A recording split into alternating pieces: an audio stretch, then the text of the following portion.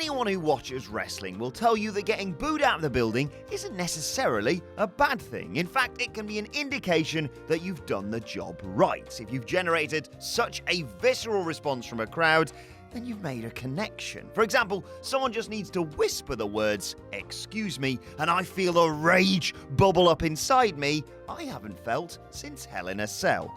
The question is, what do you do now everyone hates you? Well, in my case, you get a job at WhatCulture. But if you're one of these talented superstars, you'll seize on what it is that the crowd hates about you and squeeze it for all it's worth. I'm Adam Wilborn from WhatCulture, and these are 10 WWE superstars who turned heat into magic. Number 10. JBL. ECW One Night Stand 2005 may be best remembered as a nostalgia trip, but the underrated MVP of the night was JBL, drawing about as much heat as a man on a balcony with a cowboy hat on possibly could. JBL took pot shots at the size of the crowd, the ability of the wrestlers, and the, let's just say, social lives of the fans. He was simply on fire that night, and his enthusiasm for insulting the crowd was matched only by their zeal for giving him abuse in return.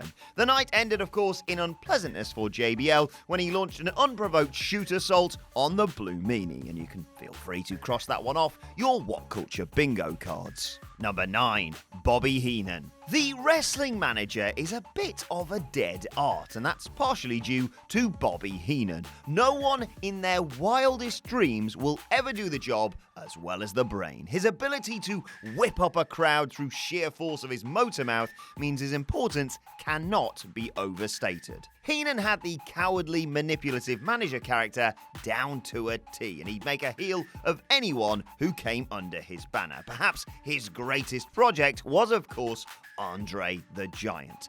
Heenan's heat magnetism was a vital part of WrestleMania 3's showdown between Andre and Hulk Hogan, and when the Giant finally turned on his slave-driving manager 3 years later, the crowd lost their minds. Number 8. Roman Reigns. I don't know if you've noticed this or not, but the WWE crowd do not like being told what to do. After the Shield's bubble burst, the industry was blessed with 3 sterling singles competitors. Or, since John Mox is now headed to AEW, according to WWE, 2 sterling singles competitors and no one else. But the WWE played their hand too heavily, insisting that Roman Reigns was the standout star. He was rejected en masse, booed out of the building, but still he was pushed. WrestleMania 31, it seemed, was where this would all come to a head. Reigns would overcome Brock Lesnar and walk out with the World Heavyweight Championship, his journey complete. So when Seth Rollins came sprinting down the ramp of the Levi's Stadium, Money in the Bank briefcase in hand,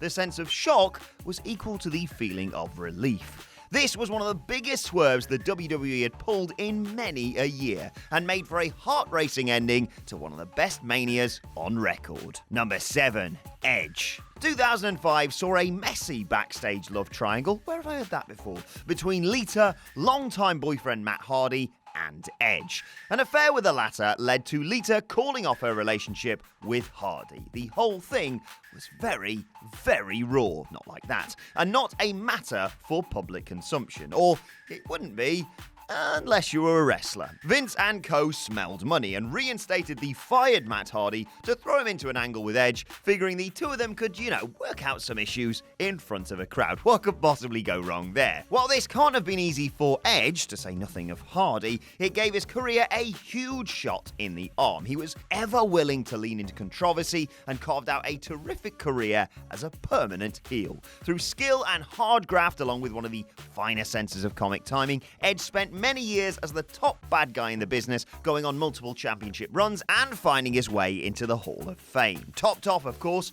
by becoming my best friend. Number 6. Roddy Piper. Piper is remembered as one of the business's greatest ever heels, and in WWE's first glory years, no one could bait a crowd through sheer belligerent blabber quite like him. Recognizing his skills on the mic, Vince McMahon quickly handed Piper his own talk show segment, in which Roddy would berate fellow superstars and the typically white-hot crowd before the confrontation inevitably turned physical. Piper parlayed his heel heat into the villain's role at the first WrestleMania, and a high-profile, if ill-thought-out clash with non-wrestler Mr. T at WrestleMania 2. Number 5. Kurt Angle. A great many superstars have been the victim of too great an initial push, of being posited as the next big thing before paying their dues. But few have turned this into a part of their gimmick so well as Kurt Angle when he burst onto the scene in one of wrestling's golden ages. Angle's bona fides were undeniable. He's a genuine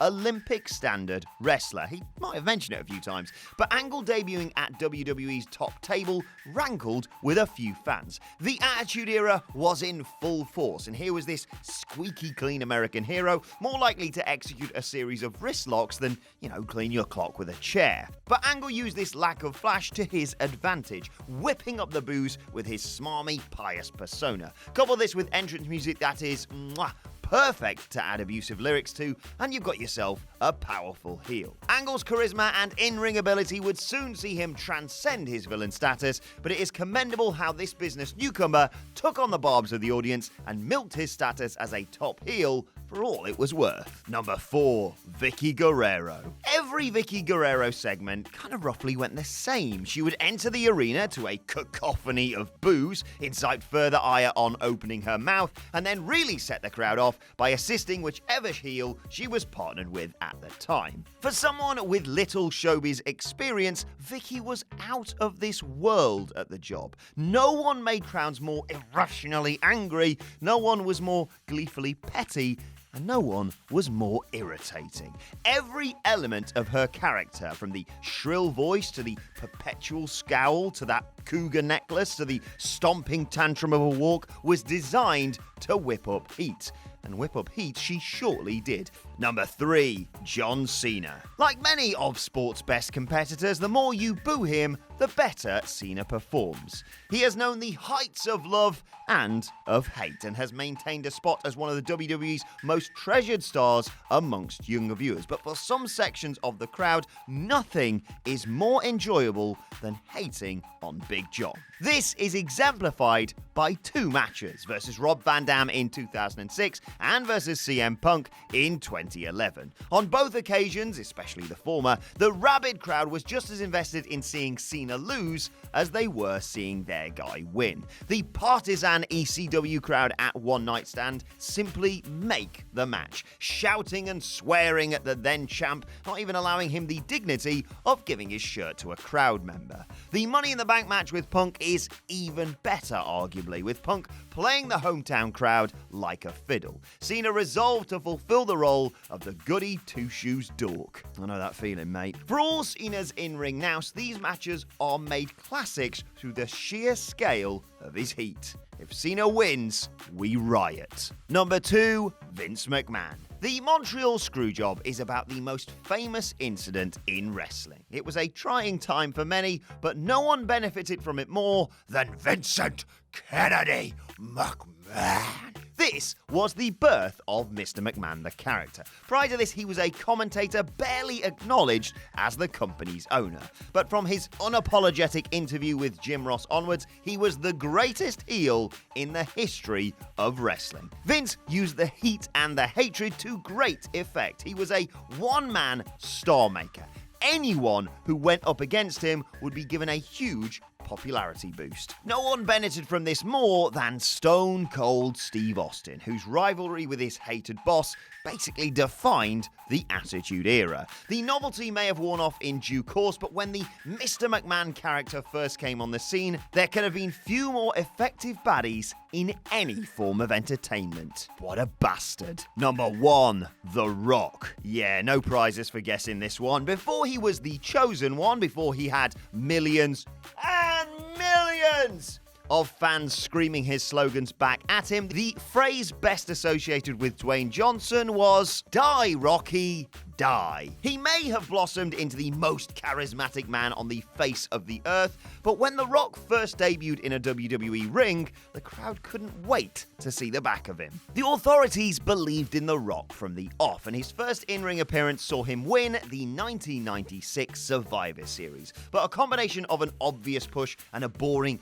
kid-friendly image saw audiences turn on him fast. Something clearly wasn't working. The talent was there, but the fans rejected rejected him wholesale. It wasn't until he took time off for an injury and returned as a member of the Nation of Domination that his career began in earnest. Here, The Rock re-emerged fully evolved. He spoke in the third person, he raised the eyebrow, and he berated the audience and fellow superstars alike. It's basically every trick he fell back on for the rest of his career. No one has ever turned bad heat to good heat like The Rock, and it's a testament to his skill as a wrestler, as well as McMahon and co. for recognizing a good thing when they had it and not giving up. And that's our list. Did we miss any out? Let us know in the comment section below, and don't forget to like, share, and subscribe. And subscribe to What Culture Wrestling on either iTunes, Spotify, or wherever you get your podcasts from for daily wrestling podcasts as well. And you can check out more recent videos here. Thanks for watching. I've been Adam from What Culture, and I'll see you soon.